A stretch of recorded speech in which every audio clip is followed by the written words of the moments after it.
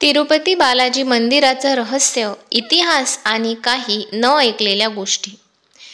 भगवान तिरुपती बालाजी हे भारतातील सर्वात चमत्कारिक आणि रहस्यमय मंदिरांपैकी एक आहे. तिरुमला डोंगरावर वसलेल्या या मंदिरात दरवर्षी लाखो लोक भगवान व्यंकटेश्वराचा आशीर्वाद घेण्यासाठी गर्दी करतात.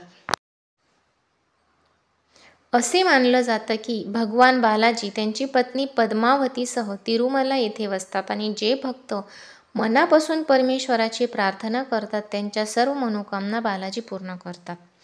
अशी एक श्रद्धा आहे की आपली मनोकामना पूर्ण झाल्यावर बालाजीला आपले केस अर्पण करावे.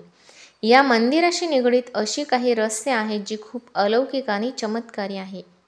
मान्यतेनुसार ज्या भक्तांची इच्छा पूर्ण होते ते मंदिरात येतात आणि त्यांचे केस व्यंकटेश्वर स्वामींना अर्पण करतात.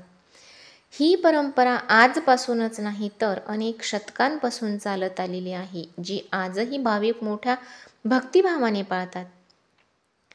या मंदिराचे वैशिष्ट्य म्हणजे येथे केवळ पुरुषच केस दान करतात असे नाही, तर महिला आणि मुलीही भक्तिभावाने केस दान करतात. तिरुपतीमध्ये केस दान करण्यामागील कथा काय? पौराणिक कथेनुसार प्राचीन काळी भगवान तिरुपती बालाजींच्या मूर्तीवर मुंग्यांनी वारूळ तयार केलं होतं. त्यामुळे मूर्ती कोणालाही दिसत नव्हती. अशा स्थितीत रोज एक गाय तिथे यायची आणि तिच्या दुधाने मूर्तीला अभिषेक करून निघून जायची. गायीच्या मालकाला याची माहिती मिळताच त्यांनी गायीला मारले. त्यानंतर मूर्तीच्या डोक्यातून रक्त वाहू लागले. त्यावर एका महिलेने आपले केस कापून बालाजीच्या डोक्यावर ठेवले. यानंतर देव प्रकट झाले आणि त्या स्त्रीला म्हणाले, जो कोणी इथे येऊन माझ्यासाठी केसांचा त्याग करेल त्याची प्रत्येक इच्छा पूर्ण होईल. तेव्हापासून केसदानाची ही परंपरा सुरू आहे. पौराणिक मान्यतेनुसार भगवान विष्णूंनी स्वामी पुष्करणी नावाच्या तलावाच्या काठावर काही काळ वास्तव्य केले होते. हे सरोवर तिरुमला टेकडीवर आहे. म्हणूनच शेषनागाच्या 7 कुंड्यांच्या आधारे बांधलेल्या तिरुपती भोवतीच्या डोंगरांना सप्तगिरी म्हणतात. श्री व्यंकटेश्वराचे हे मंदिर सप्तगिरीच्या 7व्या टेकडीवर वसलेले आहे, ज्याला व्यंकटाद्री या नावानेही ओळखले जाते. मंदिरात असलेली देवाची मूर्ती कोणी बनवली नसून ती स्वतःच निर्माण झाली आहे, असे म्हणतात. तिरुपती बालाजी मंदिराविषयी महत्त्वाची माहिती.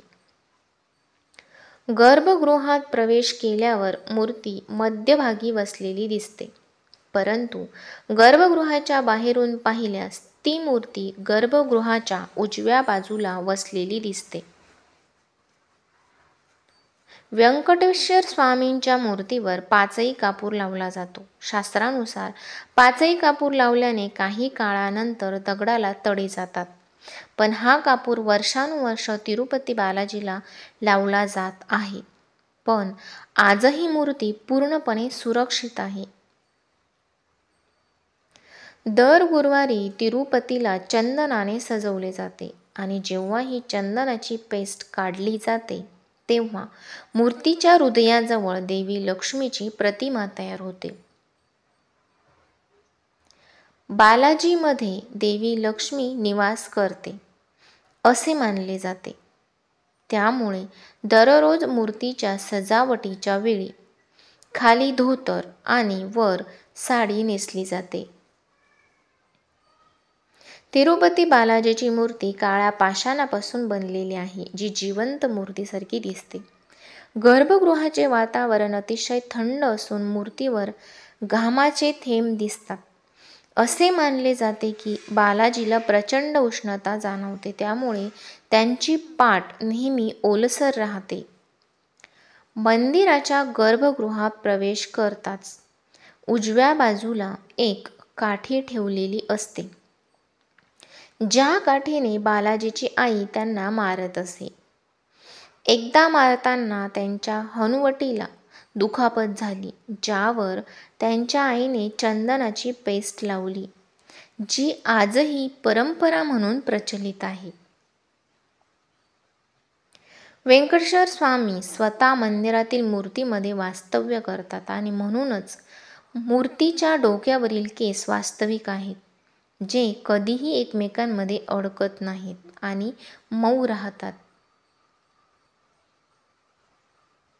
मूर्तीमध्ये समुद्राच्या लाटांचा आवाज ऐकू येतो आणि मूर्तीमध्ये नेहमी ओलावा असतो. मंदिरात एक दिवा आहे, जो अनेक शतकांपासून सतत तेवत आहे. गूढ गोष्ट म्हणजे या दिव्यात कधीही तेल किंवा तूप लावले जात नाही.